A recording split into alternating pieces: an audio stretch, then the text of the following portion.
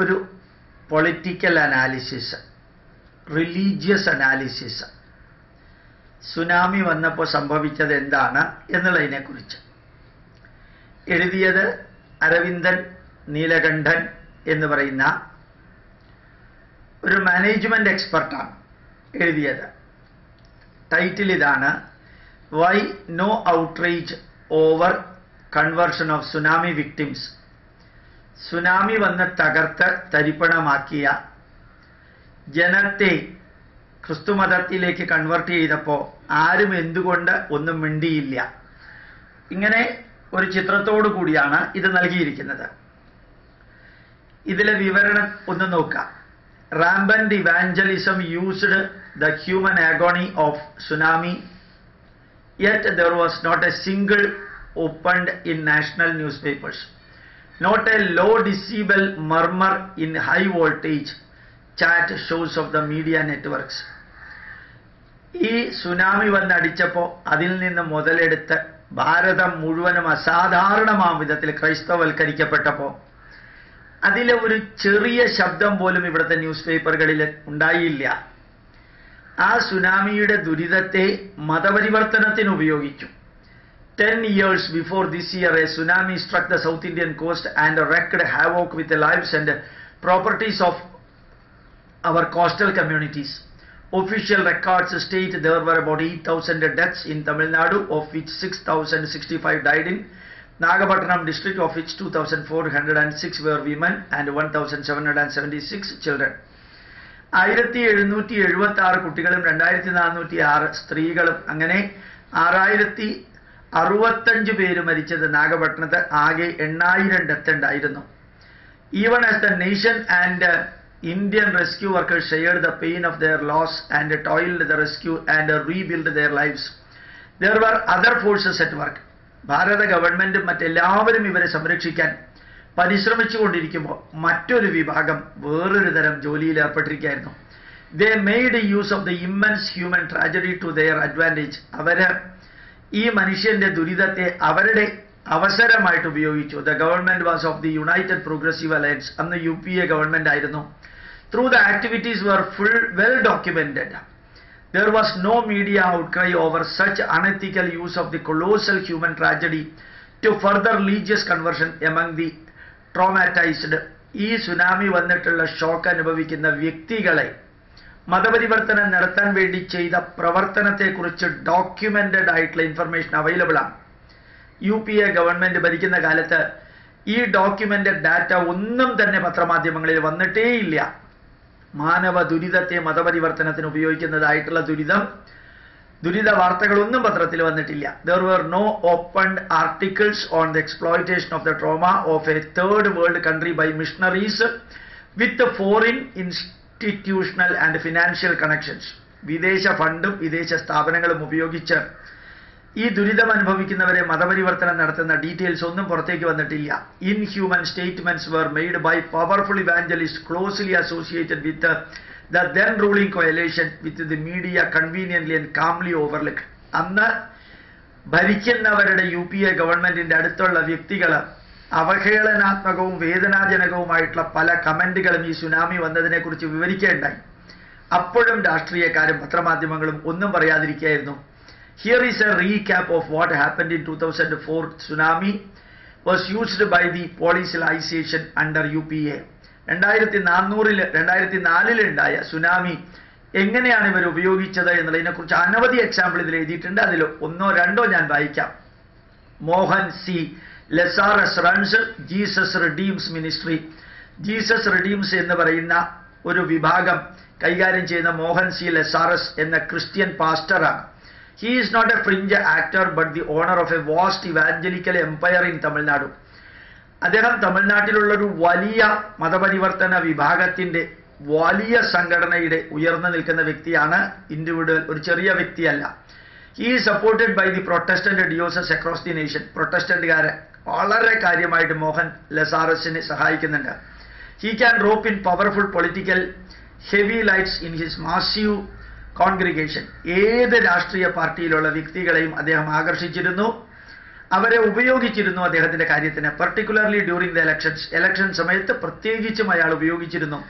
The leaders who sit on the dais of his prayer meetings would be the who's who of Dravidian politics from the MDMK's V. Gopalaswamy. V. Gopalaswamy എന്ന് കേൾക്കുമ്പോൾ ഹിന്ദുവാണെന്ന് ധരിക്കല്ലേ, അദ്ദേഹം ക്രിസ്ത്യാനിയാണ്. To the DMK's MK Stalin. MDMKയുടെ Gopalaswamy മുതൽക്ക് DMKയുടെ MK Stalin വരെ ഈ Mohan ലസാറസിന്റെ pastoral പ്രസംഗത്തിന്, ക്രിസ്തുമത പരിവർത്തനത്തിന്, മതപരിവർത്തനത്തിനുള്ള മീറ്റിങ്ങുകളിലും സമ്മേളനങ്ങളിലും നിരന്തരം പങ്കെടുത്തിരുന്നു. Such a powerful voice in the Christendom of South India, the evangelist wrote immediately after the tragedy in his official magazine. ഈ മോഹൻ ലസാറസ് എന്ന് പറയുന്ന മനുഷ്യൻ സുനാമി വന്ന ഉടനെ അദ്ദേഹത്തിന്റെ മാഗസിനിൽ അദ്ദേഹം എഴുതിയത് ഇങ്ങനെയാണ്: On December 26, 2004, the earthquake that occurred in the sea near the island of Sumatra, Indonesia, created tsunami, the giant tide waves which caused a huge disaster in the countries like Indonesia, Lanka, India, Thailand, Malaysia. സുമാത്രയിൽ ആരംഭിച്ച ഭൂമികുലുക്കത്തിന്റെ ഭാഗമായിട്ട് വലിയ waves ശ്രീലങ്കയിലും ഇന്ത്യയിലും എല്ലാം ബാധിച്ചു. More than 1.5 lakh people have died. 1.5 ലക്ഷം പേര് മരിച്ചു. 2 grave sins grieve God the most. 2 വലിയ പാപമാണ് ദൈവത്തിനെ പ്രകോപിപ്പിച്ചത്. അയാൾ പറഞ്ഞതാണ്, 2 വലിയ പാപമാണ് ദൈവത്തെ പ്രകോപിപ്പിച്ചത്. 1 is idolatry. 1 വിഗ്രഹാരാധന. ഹിന്ദുക്കൾ വിഗ്രഹാരാധന നടത്തിയതാണ് ദൈവത്തിനെ പ്രകോപിപ്പിച്ചതും സുനാമി ഉണ്ടാവാൻ കാരണവും. And the other is adultery. ഇവിടെ നടക്കുന്ന കറപ്ഷനും അതുപോലെ ലൈംഗികമായിട്ടുള്ള എല്ലാ തിന്മകളും രണ്ടാമത്തേത്. 1 വിഗ്രഹാരാധന, അത് ഏറ്റവും വലിയത്, ദൈവത്തെ പ്രകോപിപ്പിച്ചു സുനാമി ഉണ്ടാക്കാൻ. 2 ഇവിടെ നടക്കുന്ന തിന്മകൾ. These 2 sins alone will bring curses and disaster to the nation. ഈ 2 കാര്യങ്ങൾ ഏത് രാജ്യത്തിലുണ്ടോ അവിടെ ഡിസാസ്റ്റർ ഉണ്ടാവും എന്നുള്ളത് ഉറപ്പാണ്. Look at our nation. The land is grieving due to the curse of sin. നമ്മുടെ രാജ്യത്തെ തന്നെ നോക്കാം. അത് സംഭവിച്ചത് ഈ വിഗ്രഹാരാധനയും മറ്റ് കറപ്ഷനും കൊണ്ടാണ്. Instead of worshipping the God who created heaven and earth, they worship demons and evil spirits as their God. ഇത് ഉദ്ദേശിച്ചത് മുഴുവനും ഹിന്ദുക്കളെയാണ്. ഭൂതപ്രേതങ്ങളെയും അതുപോലെ തന്നെ വിഗ്രഹത്തെയും ആരാധിക്കുന്നു. ദൈവം ആകാശത്തെയും ഭൂമിയെയും സ്വർഗത്തെയും സൃഷ്ടിച്ച ദൈവത്തെ ആരാധിക്കുന്നതിന് പകരം അവരിത് ആരാധിക്കുന്നു. ഹിന്ദുക്കളെ വിരൽ ചൂണ്ടിക്കൊണ്ട് കാണിച്ച് അവഹേളിച്ചത്. Immediately after the tsunami which killed scores of people at the Velangani shrine, an urban legend St. Thomas miracle was unleashed. Velankanni പള്ളിയിൽ കുറെ അധികം വ്യക്തികൾ സുനാമി അടിച്ച് മരിച്ചപ്പോഴത്തേക്കും അതിൽ നിന്ന് ശ്രദ്ധ തിരിക്കാൻ വേണ്ടി നേരെ സെന്റ് തോമസ് മൗണ്ടിലുള്ള സെന്റ് തോമസ് പള്ളി ഒന്നും സംഭവിക്കാതെ ദൈവം രക്ഷിച്ചു എന്ന് തെറ്റായിട്ടുള്ള വാർത്ത അങ്ങേര് കൊടുത്തു. വേളാങ്കണ്ണി പള്ളിക്കകത്ത് ക്രിസ്ത്യാനികൾ മാത്രമേ ഉള്ളൂ. അവർ വളരെയധികം പേര് മരിച്ചു. പള്ളി തന്നെ ഒഴുക്കിൽപ്പെട്ടു. എന്നിട്ട് അതിൽ നിന്ന് ജനശ്രദ്ധ തിരിക്കാൻ അതിനെക്കുറിച്ച് ആരെങ്കിലും ചോദിക്കുന്നതിന് മുമ്പ് തന്നെ സെന്റ് തോമസ് പള്ളിയിലുണ്ടായ മിറാക്കിൾ എന്ന് വളരെ തെറ്റായിട്ട് ഒരു വാർത്ത, extraordinary quickness by the Catholic church, കത്തോലിക്ക പള്ളി വളരെ പെട്ടെന്ന് സെന്റ് തോമസ് പള്ളിയിലുണ്ടായ വലിയ അച്ചീവ്മെന്റ് എന്ന് പറഞ്ഞ തെറ്റായിട്ട് ഇല്ലാത്ത വാർത്ത, അതായത് സെന്റ് തോമസ് പള്ളി സുനാമി അടിച്ചു കൊണ്ടുപോയില്ല, കാരണം അവിടെ വിഗ്രഹാരാധകരില്ല, തിന്മ ചെയ്യുന്നവരില്ല. Saint Thomas Paul, the structure in question has a myth fabricated around it. Saint Thomas ചർച്ചിൽ പോലും അതിലെ സ്ട്രക്ചർ വളരെയധികം പ്രോബ്ലം വന്നിട്ടും അതിനെയൊക്കെ മൂടി മറച്ചു വെച്ച് വേറെ കഥയുണ്ടാക്കി. which has more to do with the Portuguese borrowing the associated legend of Puri Jagannath rather than the mythical St. Thomas himself. Puri Jagannath ക്ഷേത്രത്തിലേക്കും ശ്രദ്ധ തെറ്റായ രീതിയിൽ കൊണ്ടുപോയി തെറ്റായിട്ടുള്ള സെന്റ് തോമസ് പള്ളിയിൽ നടന്നതിനെ ശരിയായിട്ട് കൊണ്ടുവന്ന് സുനാമിയെ വളരെ വിചിത്രമായ രീതിയിൽ ക്രിസ്ത്യാനികൾക്ക് പറ്റുന്ന വിധത്തിൽ ദുരുപയോഗം ചെയ്തു. More nosed than the crude statement made by Mohan Lasaras, the bishop who spread that story was cautious and at the same time unscrupulous in exploiting tsunami for a miracle. Mohan ലസാറസിനെ പോലെ തന്നെ ബിഷപ്പും ഇതേമാതിരിയുള്ള പല തെറ്റായിട്ടുള്ള വാർത്തകളും ദൈവത്തിന്റെ ശാപമാണെന്നും ക്രിസ്ത്യാനികൾ രക്ഷപ്പെട്ടു എന്നും നശിച്ചത് മുഴുവനും അമ്പലങ്ങളാണെന്നും ഇതുമാതിരി വളരെ തെറ്റായിട്ടുള്ള വാർത്തകൾ ദൈവകോപത്തിന്റെ ഫലമായിട്ടാണെന്ന് വളരെ വിചിത്രമായിട്ട് ബിഷപ്പ് പ്രചരിപ്പിച്ചു. Bishop Raj's miracle stories were introduced through various media. Bishop Raj ഉണ്ടാക്കിയ കെട്ടുകഥകൾ വളരെയധികം പ്രസിദ്ധങ്ങളായ പത്രങ്ങളിലൂടെ അത് ജനങ്ങളിൽ എത്തുകയും ചെയ്തു. Initially in the national newspaper New Indian Express. ഈ കെട്ടുകഥ ആദ്യം പ്രസിദ്ധീകരിച്ചത് ന്യൂ ഇന്ത്യൻ എക്സ്പ്രസ് ആണ്. Chennai edition on January 4, 2005. 2005 January 4 Indian എക്സ്പ്രസ്സിലെ ഈ കെട്ടുകഥ പ്രചരിപ്പിച്ചു. In an article written by Susan Muthalaly titled Santho miracle. Susan മുതലാളി എന്ന് പറയുന്ന ഒരു സ്ത്രീയോ പുരുഷനോ ഏതോ ഒരെണ്ണം, അല്ല രണ്ടിന്റെ ഇടയ്ക്കുള്ളത് അറിഞ്ഞൂടാ, സെന്റ് തോമസിന്റെ മിറാക്കിൾ എന്ന് പറഞ്ഞിട്ടായിരുന്നു ഈ കഥ ഇന്ത്യൻ എക്സ്പ്രസിലൂടെ പ്രചരിച്ചത്. The story was further disseminated on the internet in an article titled how tsunami waves did not touch Saint Thom cathedral.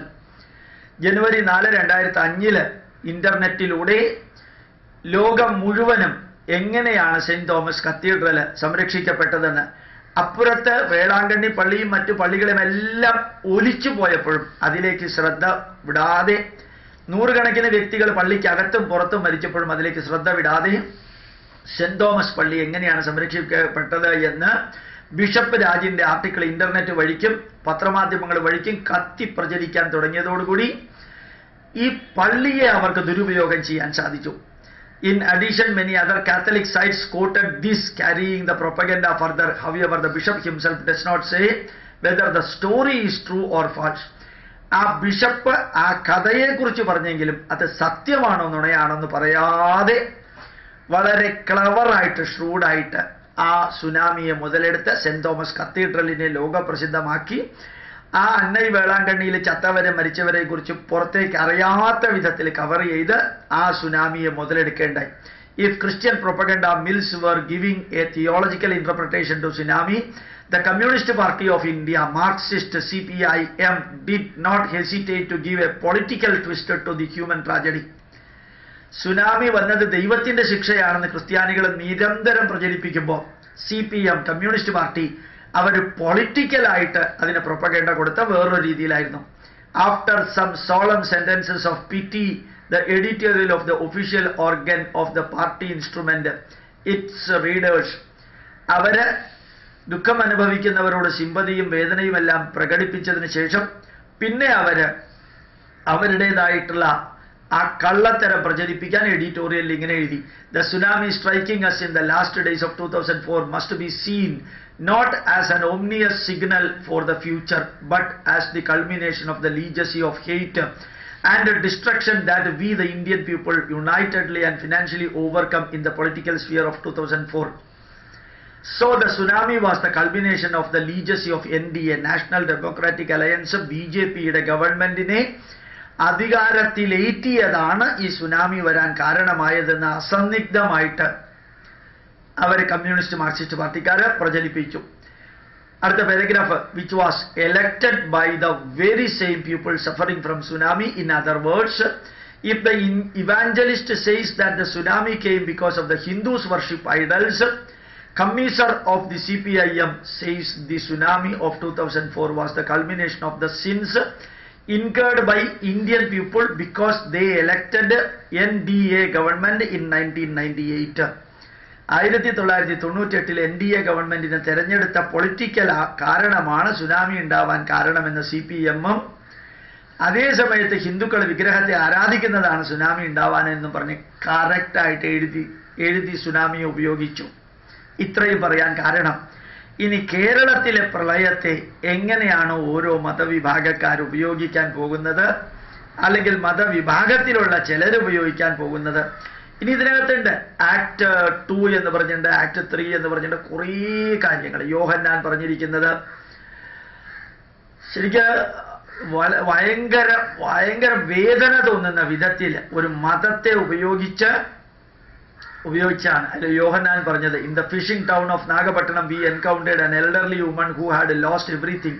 The tidal wave had killed her family, crushed her house and shattered her livelihood. Prema Sundar pressed a few coins into the woman's hand and whispered, "Buy yourself a cup of hot coffee." The woman looked up. Tears began to fall in her eyes. Soon she was talking about her broken life and her shaken Hindu face growing up in Nagapattinam. The women had followed Hindu tenets her entire life. She was entrenched in a dogmatic belief system of idol worship and mandatory offerings.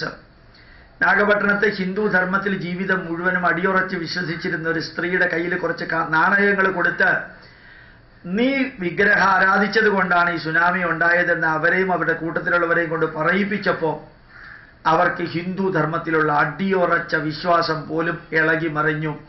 As a child she had been strict warned that Christianity was taboo religion. ചെറുപ്പത്തിൽ അവരെ പഠിപ്പിച്ചിട്ടുണ്ട് Christianity എന്ന് പറയുന്ന ഒരു പ്രത്യേക തരത്തിലുള്ള മതമാണ്.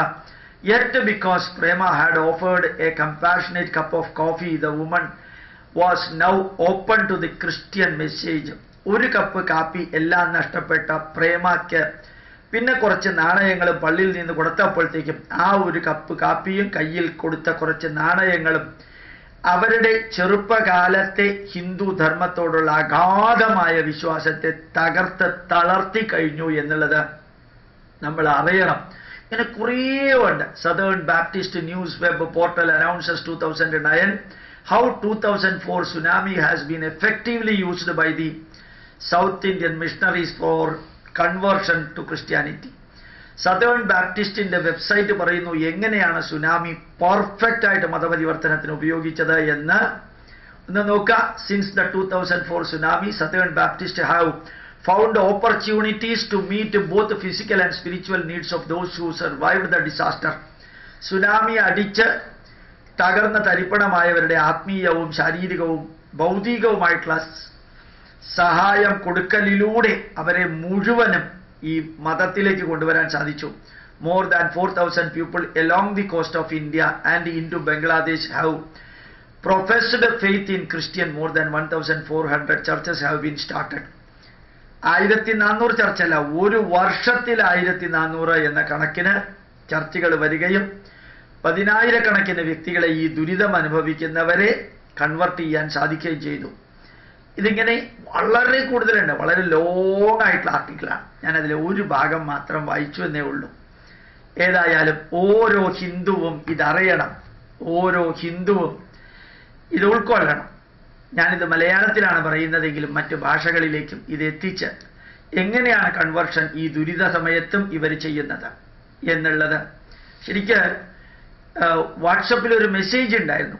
ഈ ഫ്ലഡ് ഇങ്ങനെ അടിച്ചു വരുമ്പോഴത്തേക്കും കുറെ പയ്യന്മാർ ബൈബിളും കൊണ്ട് വരുമ്പോൾ ഒരു ക്രിസ്ത്യൻ വീട്ടിൽ നിന്ന് തന്നെ തിരിച്ചു പറയുന്നു, ഇപ്പൊ ബൈബിള് വിൽക്കേണ്ട സമയമല്ല, ഞാനും ക്രിസ്ത്യാനിയാണ്, എൻ്റെ വീട്ടിലുള്ളത് അച്ഛന്മാരുടെ കുടുംബമാണ്, അച്ഛന്മാരുൾപ്പെടെ ഉള്ളവരുടെ കുടുംബമാണ്, നീ ഇതും കൊണ്ട് നടക്കല്ലേ, ഇപ്പൊ വെള്ളത്തിൽ മുങ്ങിയവരെ സഹായിക്കാൻ പോകും, മുനിസിപ്പാലിറ്റിക്കാരും പൊളിറ്റീഷ്യൻസും എല്ലാം സഹായിക്കാനായിട്ട് അവിടെയുണ്ട്, ഇപ്പൊ മുങ്ങുന്നവരെ പൊക്കലാണ് ലക്ഷ്യം, ബൈബിള് വിൽക്കലല്ല നിന്റെ ജോലി എന്നും പറഞ്ഞിട്ട് തിരിച്ചടിച്ചു വിടുന്ന ഒരു സീനും കൂടി വാട്സപ്പിലുണ്ടായിരുന്നു. ഇതുകൂടി നമ്മുടെ മനസ്സിലുണ്ടാവണം. എല്ലാ ക്രിസ്ത്യാനികളും കൺവേർഷന് വേണ്ടിയിട്ട് ഇറങ്ങുന്നവരല്ല.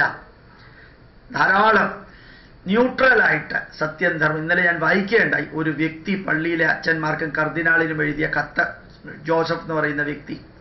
അങ്ങനെയുള്ളവരെ എടുക്കണം. ഭാരതം ഭാരതീയരുടേതാണ്, എല്ലാ മതസ്ഥർക്കും ഇവിടെ ഒരേപോലെയാണ്. ഒരു മതം മറ്റു മതത്തിനേക്കാൾ പ്രത്യേകതയുള്ളതെന്നോ ആ മതത്തിലേക്ക് വന്നാലേ ദുഃഖമില്ലാതെയാവുള്ളൂ എന്നൊക്കെ പറഞ്ഞ് പ്രചരിപ്പിക്കുന്നതൊക്കെ നിർത്തേണ്ട സമയമായി. നമുക്ക് ഹിന്ദുക്കൾ മുൻകൈയെടുത്ത് അതിനെ വേണ്ട രീതിയിൽ പ്രവർത്തിക്കണമെന്ന് കൂടി അഭ്യർത്ഥിക്കുന്നു. പ്രണാമം, നമസ്കാരം.